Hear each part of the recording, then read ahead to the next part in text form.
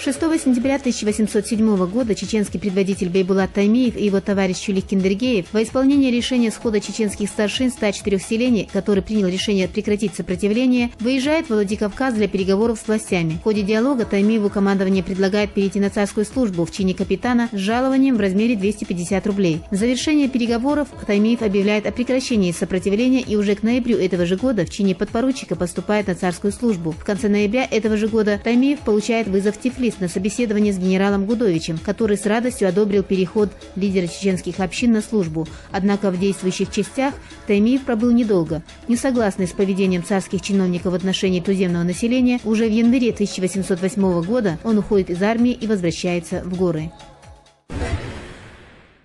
15 сентября 1819 года в назидание строптивой Чечне царскими войсками во главе с генералом Сысоевым уничтожено мирное селение Дады-Юрт. Упоминание об этой масштабной карательной операции имеется в записках Ермолова. Описывая налет, он пишет: «Всем намерение приказал я окружить селение Дады-Юрт, предложить жителям оставить оное и, если станут противиться, наказать оружием, никому не давая пощады. Чеченцы не послушали и защищались ожесточением. Двор почти окружен был высоким забором, и надлежало каждый штурмовать. Многие из жителей, когда врывались солдаты в дома, умерщвляли своих жен, дабы во власть их не доставались.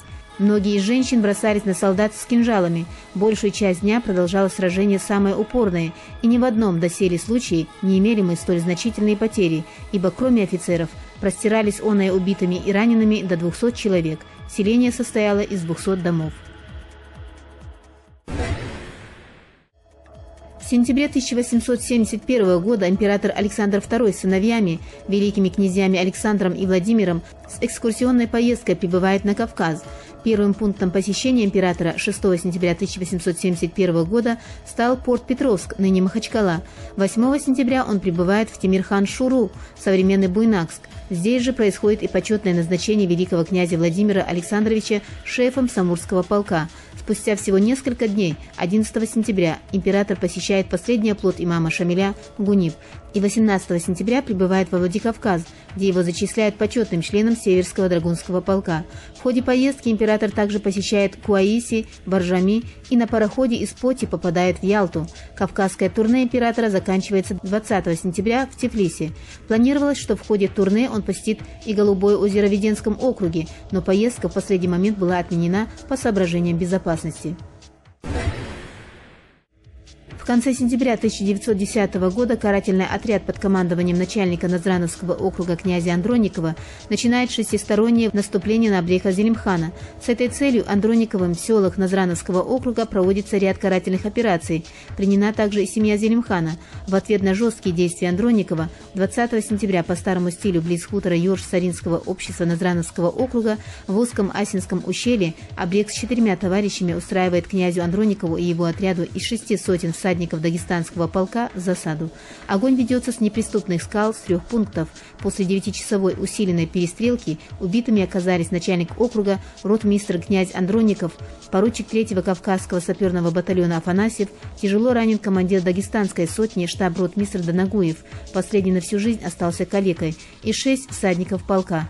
Из абреков, по заявлению некоторых участников перестрелки, убит 1 и ранен 1, причем оба унесены товарищами. В начале сентября 1938 года в Грозном открылся Русский драматический театр. Он был образован специальным постановлением Совнаркома ЧССР.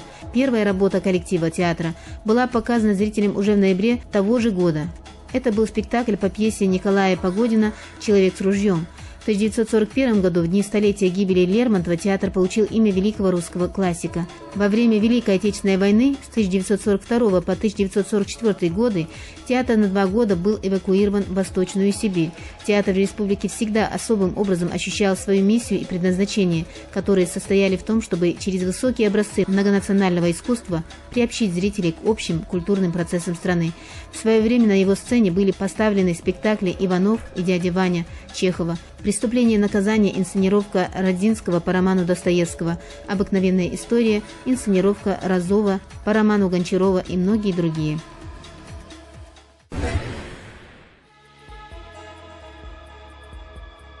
В сентябре 1924 года отборные немецкие части группы армии «Юг» перешли в наступление с Моздокского плацдарма на реке Терек в направлении городов Грозный и Орджоникидзе. Еще в июне этого же года, выступая на совещании штабов группы армии Юг, Гитлер заявил: «Моя основная мысль – занять область Кавказа. Если я не получу нефть Майкопа и Грозного, я должен ликвидировать войну». Для осуществления этих замыслов германское командование разработало план Эдельвейс, сосредоточив на кавказском направлении огромные силы. Уже 28 числа немецкие части взяли поселок Эльхотово, прорезав шоссе Грозный-Нальчик.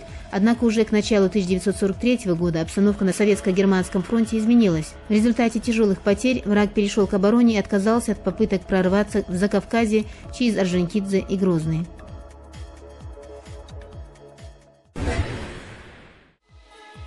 1 сентября 1991 года исполком ОКЧН постановил распустить Верховный Совет Чечено-Ингушской Республики.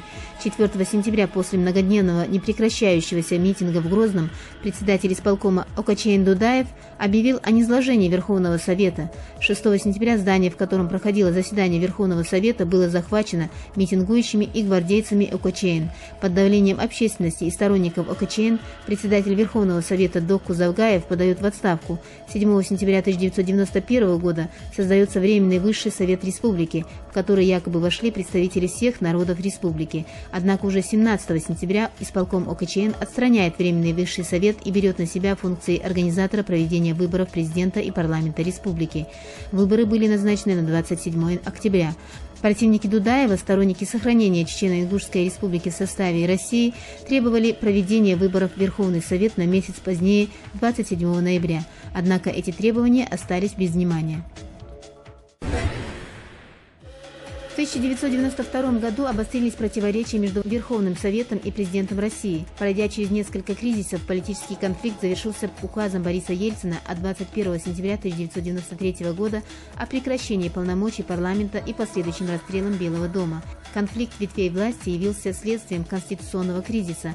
Оборону Белого дома возглавили вице-президент Рудской и председатель Верховного Совета Хасбулатов, генералы Владислав Очалов и Альберт Макашов. 4 октября в результате штурма и танкового обстрела Белый дом был взят под контроль войсками, верными Ельцину. В ходе событий погибло по официальным данным около 150 человек, и радикально изменилась система власти в России. Вместо парламентской на период до принятия Конституции была установлена президентская республика, после вступления в силу новой Конституции президентско-парламентская.